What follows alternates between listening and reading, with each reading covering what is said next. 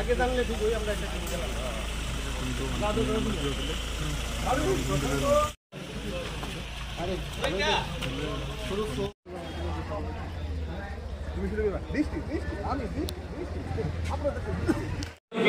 এবং যারা আমাদের কার্যকর্তা আছেন এই এলাকার সবার সাথে একটু আলোচনা করবেন। ওনার এই উদ্দেশ্য ছিল একবার হাততালির মাধ্যমে আমাদের প্রদেশ সভাপতিকে আমরা করছি, অনুরোধ করছি আমার জেলার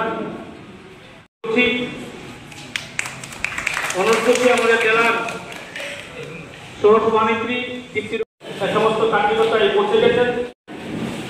জেলার মাননীয় সভাপতি আমাদের সবার প্রিয় দাদা প্রতিরাম ত্রিপুরা ইতিমধ্যে এবং আমাদের সহসভাপতি অন্যতম শ্রী শঙ্কর চক্রবর্তী এবং আমার প্রবীণ আমাদের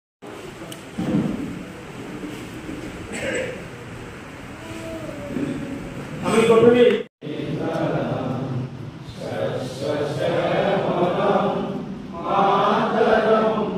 সভাপতি রাজীব চট্টোপাধ্যায় এবং উপস্থিত রয়েছেন আমাদের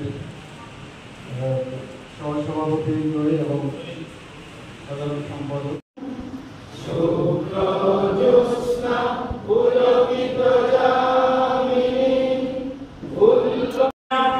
যিনি জয়ী হয়েছেন আমার দাদা নারায়ণশীল মহোদয় ওনাকে মঞ্চে আসন গ্রহণ করার জন্য আমি বিশেষ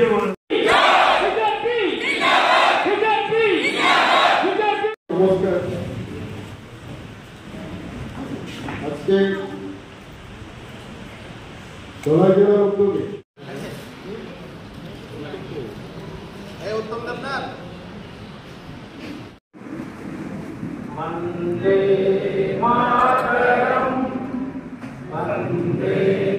অনুরোধ করছি আমাদের জেলার মাননীয় সভাপতি শ্রী প্রতিরাম ত্রিপুরা মহোদয় আপনার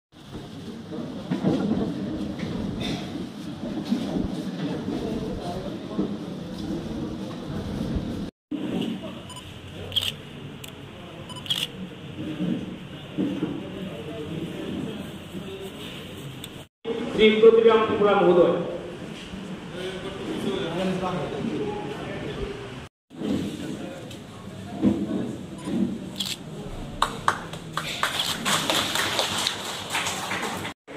ভারত মাতা এবং পার্টির মার্গদর্শক পণ্ডিত দীনদয়াল উপাধ্যায় এবং আমাদের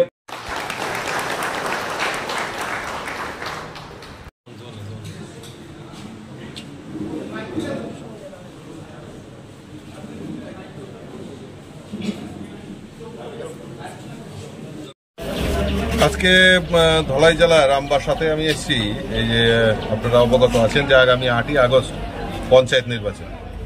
এই নির্বাচনে ভারতীয় জনতা পার্টির প্রার্থীরা কিভাবে প্রচার প্রসার করছে, কিভাবে কাজ করছে এবং যারা বিরোধী দল রয়েছে তারা কিভাবে প্রচারে অংশগ্রহণ করছে এবং তাদের কি অভিজ্ঞতা সেই সম্পর্কে খোঁজখবর নেওয়ার জন্য আমি এখানে এসেছি।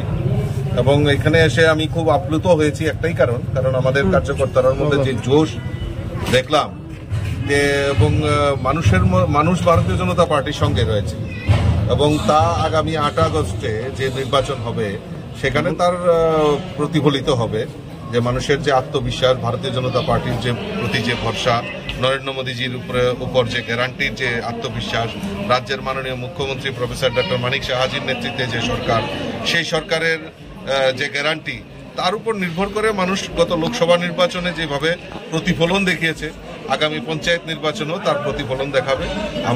আমাদের প্রার্থীরা বিপুল ভোটে জয়যুক্ত হবেন এবং সেটাই উপলব্ধি করার জন্যই আজকের এই সাংগঠনিক বৈঠক।